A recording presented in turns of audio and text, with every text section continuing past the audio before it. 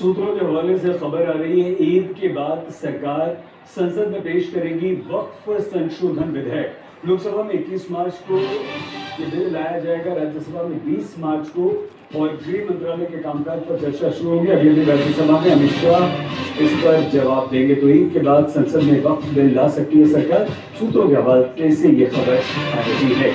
बड़ी खबर यही है कि वक्फ संशोधन बिल आएगा, संसद में रखा जाएगा, बहुत जल्द रखा जाएगा, और इसके लिए सिर्फ 2 सप्ताह का समय बाकी है। अभी रमजान का महीना चल रहा है, उसके बाद लगभग 14-15 दिन बाद ईद है, और उसके बाद बिल सदन में रखा जाएगा। वक्फ बिल के विरोध में आज मुस्लिम संगठन खुलकर सड़कों पर उतरे। दिल्ली के जंतर मंतर पर मुसलमान संगठनों ने प्रदर्शन किया।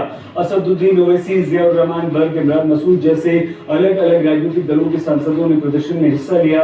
वक्फ का विरोध कर रहे थे, इस बिल का विरोध कर रहे थे। जवाब में हिंदू संगठनों ने भी सड़कों पर उतरकर वक्फ के इस बिल का समर्थन किया।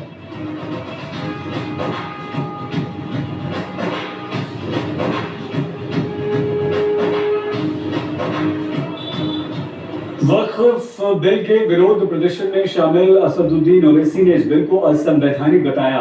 असदुद्दीन ओवैसी से बात की है हमारे संवाददाता जितेंद्र सिंह। सर, आप जंतर मंतर पर पहुंचे थे, लगातार विरोध यहाँ पर कर रहे हैं, अलग अलग संगठन यहाँ पर पहुंचे हुए, आप भी यहाँ पर आए। All India Muslim personal law board ने आज प्रदर्शन का ऐलान किया था और हम तमाम लोग आए, और हम इस बिल को अनकॉन्स्टिट्यूशनल मानते हैं। इससे वक्फ की कोई प्रॉपर्टी ना बचेगी, ना उसके इनकम में इजाफा होगा, ना एंक्रोचर्स को निकाल सकेंगे। ये सिर्फ और सिर्फ जो चीजें मुस्लिम धर्म की हैं उसको छीनना चाहते हैं। वक्फ बाय यूजर, हिंदू धर्म में by usage and custom allowed है।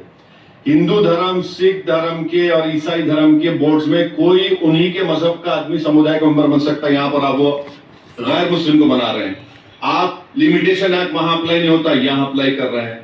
ओरल गिफ्ट वहां हो सकता है, आप यहाँ वक्फ प्रॉपर्टी नहीं हो सकती। और 5 साल तक कोई मुसलमान अगर बनता है तो नहीं, कौन है आप बोले, प्रॉपर्टी में राइट है। तो इससे कुछ नहीं कर रहे, सिर्फ बर्बाद करना चाहते हैं वक्फ को, और इस देश में अमन और शांति समुदाय में जो है उसको और दूरी पैदा करने का इनका मकसद। गरीब मुसलमानों को कह रहे हैं फायदा होगा। हमको बताइए कौन सा प्रोविजन से फायदा होगा, बताइए। इनकम जो पहले 7% देते थे उसको आपने और कम कर दिया वक्फ की प्रॉपर्टी, तो कौन सा गरीब को फायदा हो रहा है, बताइए। भाई जो मेरी प्रॉपर्टीज है मैं उसको अपने तरह इस्तेमाल, आप तो उसको छीनना चाह रहे हैं। इवैक्यू प्रॉपर्टीज आप उसको छीनना चाह रहे हैं रियल एस्टेट के नाम पर। समाजवादी पार्टी और कांग्रेस की ओर से भी वक्फ बिल का जोरदार विरोध किया गया है। जियाउर रहमान बर्क और इमरान मसूद को आप सुनिए। अंबिका प्रसाद भी क्या कह रहे हैं वो भी सुनिए। इस बिल की सड़क से लेकर संसद तक जो मुखालफत होगी, हम पूरी तरह से मजबूती से मुखालफत करेंगे। जेपीसी के चेयरमैन जगदम्बिका पाल कह रहे हैं कि सिर्फ आप लोग सियासत कर रहे हैं, राजनीति को पढ़ा लिखा नहीं कि रिपोर्ट में। देखिए, अफसोस की बात है कि अब जगदम्बिका पाल जी जो चेयरमैन साहब है, मैं वैसे सम्मान करता हूँ, लेकिन वो थोड़ी हमको समझाएंगे कि हमारे समाज के लिए क्या बेहतर है। आप अगर मैं उनसे कहने लगूँ कि उनके समाज के लिए क्या बेहतर है, तो ये चीज तो अजीब टाइप की बात होती है। क्या हमारे लिए जो बेहतर है, जबरदस्ती बिल को थोपने का क्यों काम सरकार कर रही है, क्यों हटदर्मी पे अड़ी हुई है। ये जबरदस्ती बिल नहीं थोपना चाहिए। ये जब पूरे समाज के खिलाफ है और एक हिंदुस्तान के अंदर एक विवाद नए को जन्म दे रहा है, जिससे विकास को हटा करके आपस में एक नया इख्तलाफ पैदा हो रहा है, इसकी हम पूरी तरह से खुद तरह से मजम्मत करते हैं और इस बिल की मुखालफत करते हैं। मुसलमानों का एक बहुत बड़ा इशू है ये, और उस इशू से हम लोग अनदेखी जरूरी थोड़ी ना कर सकते। हम लोग सड़क में पहले कहा था कि हम पार्लियामेंट से लेकर के सड़क तक सब जगह लड़ाई लड़ेंगे। आपने डिसेंट नोट भी दिया था, मुझे ध्यान है, सारे विपक्ष के जो सांसद हैं उसको भी पहले सरकार ने मना किया कि हम उसको नोट नहीं करेंगे, फिर रिकॉर्ड पे लिया गया। आपको लगता है कि इस प्रकार के जो मुजाहरे हैं, तो प्रदर्शन है, उसका सरकार पर कुछ असर पड़ेगा? देखिए, हमारा काम करना है, असर पड़ना ना पड़ना तो ये तो उनका काम है। हम तो अपना काम करेंगे। हम कानूनी पेचीदगियां भी देखेंगे कि किस प्रकार से हम लोग इसके अंदर, चूंकि पूरी तरीके से संविधान के कुछ आर्टिकल्स के ऊपर ओवरलैपिंग है, जो मुमकिन नहीं है, ओवरलैपिंग नहीं की जा सकती। वक्फ बिल को लेकर बनाई गई जेपीसी की प्रमुख चेयरमैन जगदम्बिका पाल ने all India Muslim personal law board के विरोध प्रदर्शन पर प्रश्न उठाए।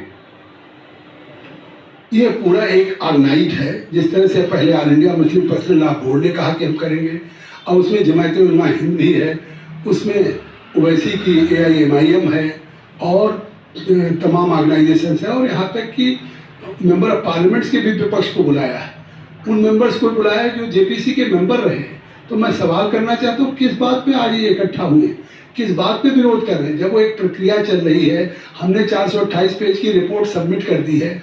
ऐसे तमाम चीज़ों, अब कोई ऐसी गुंजाइश नहीं है।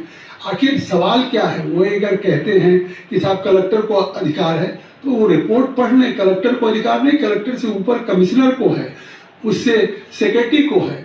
कोई अगर ट्रिब्यूनल से अग्रीव्ड है तो उसको हाई कोर्ट सुप्रीम कोर्ट जाने का फैसला है। ये केवल एक सियासी तकरार है। निर्दलीय सांसद पप्पू यादव ने कहा है कि इस बिल को लेकर सिर्फ और सिर्फ राजनीति हो रही है।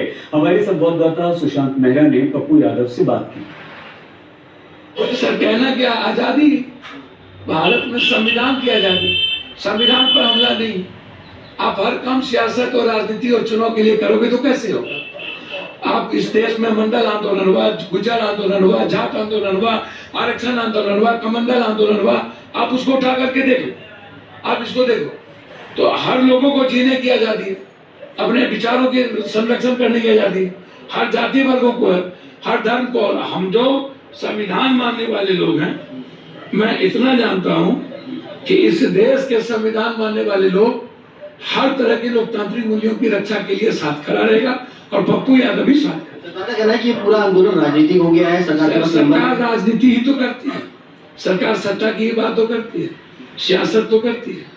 सरकार करती क्या? आप उठा।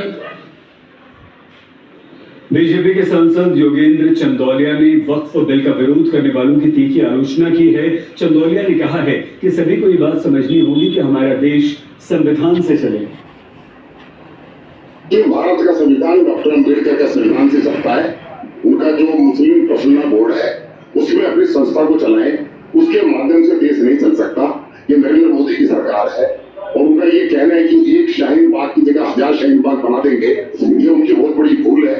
ये आंदोलन इनका बेकार है, इनको आंदोलन वापस लेना चाहिए।